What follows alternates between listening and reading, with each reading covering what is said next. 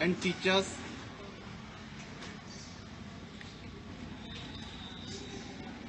as you know, it's my second day as a principal in charge in Chaudhary Jamnadas Inter College, माठखेड़ा Shahjahanpur. आज मेरे मन में जो विचार आ रहा है वो विचार यही है कि मैं किसी बात का इसलिए विश्वास नहीं करूंगा कि वह किसी प्राचीन ग्रंथ में लिखी हुई है। मैं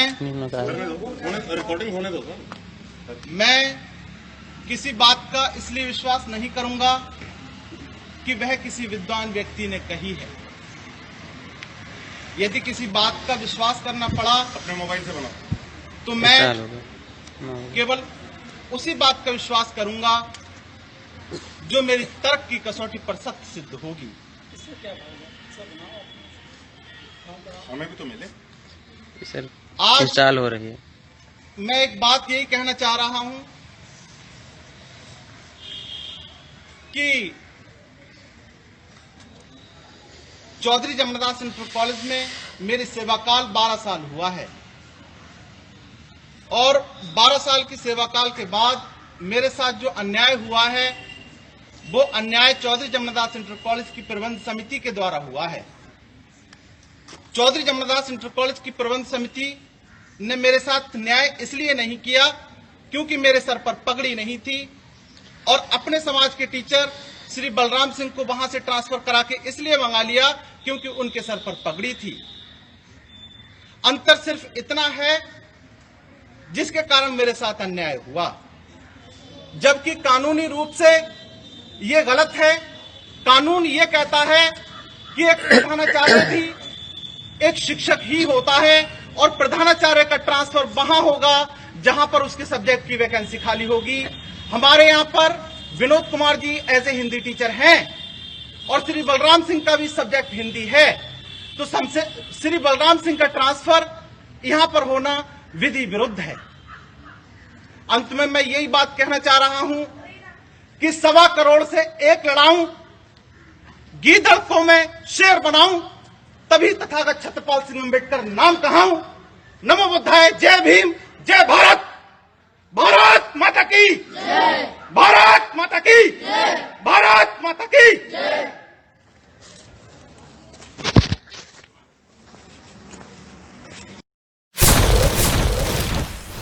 कि जो आप अपने लिए दूसरे से आशा करते हैं वही व्यवहार दूसरे से करें। तो मैं इनसे जानना चाहता हूं कि आप दूसरे को अपमानित इसलिए करते हैं कि लोग आपका अपमान करें। मुझे कहानी याद आती है, किसी आदमी ने नया मकान खरीदा। ध्यान से सुनो, किसी आदमी ने नया मकान खरीदा। मकान बहुत अच्छा था, बड़ा था, उसमें बगीचा था, बड़ा सुंदर मकान था, बड़ा खुश था उस मकान को खरीदने के बाद। लेकिन एक दिन उसने देखा कि उसके गेट के सामने कूड़ा पड़ा है। उसे पता चला कि कूड़ा उसके पड़ोसियों ने डाला है। बड़ा दुख हुआ, बगीचे में गया, कुछ फल तोड़े, पड़ोसी के जाके घंटी बजा दी, गेट खुला।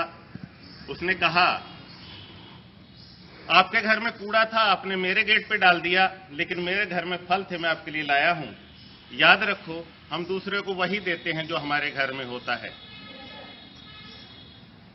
इसलिए छत्रपाल सिंह कभी कहते हैं कुरान झूठी है, कभी कहते हैं गुरु ग्रंथ साहब झूठा है, कभी कहते हैं गीता झूठी है, कभी कहते हैं रामचरितमानस झूठी है। मैं जानना चाहता हूं, इन्हें किसी धर्म पर कमेंट करने का अधिकार किसने दिया? क्या यही सच्चे हैं?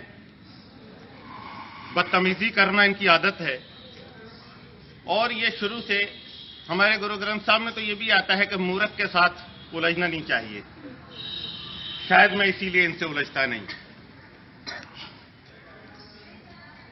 ये रोज बहुत चिट्ठियां लिखते हैं, लिखने का भी बड़ा शौक है और नया बोलने का भी आ गया।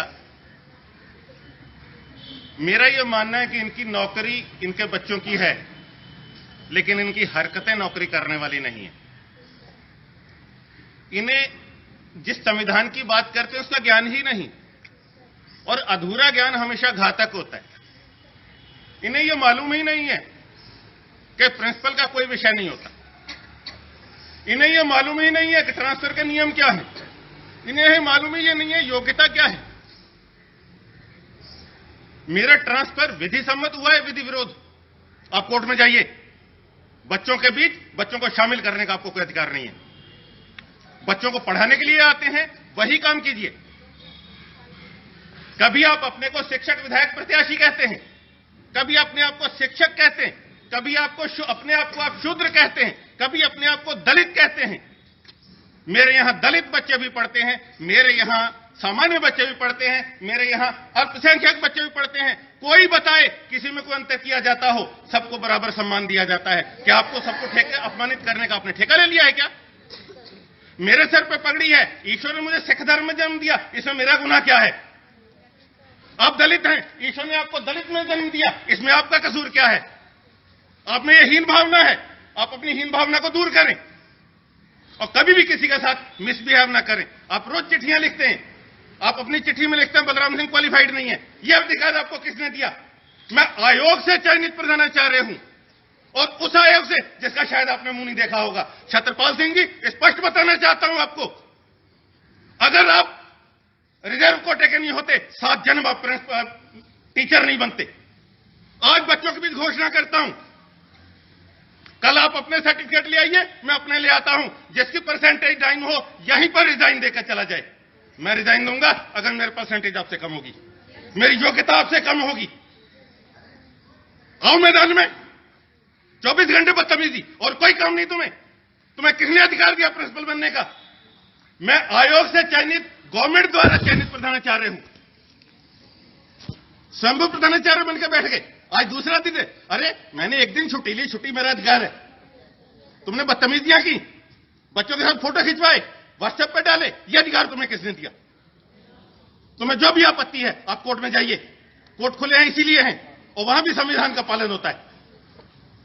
दोबारा कोई बदतमीजी ना हो, इसलिए आपको चैलेंज करता हूं। अगर आपको लगता है आप बहुत योग्य हैं, कल अपने सर्टिफिकेट ले आइए, मैं भी लेके आऊंगा। ये बच्चे तय कर देंगे इन्हीं बच्चों को शामिल करते हैं।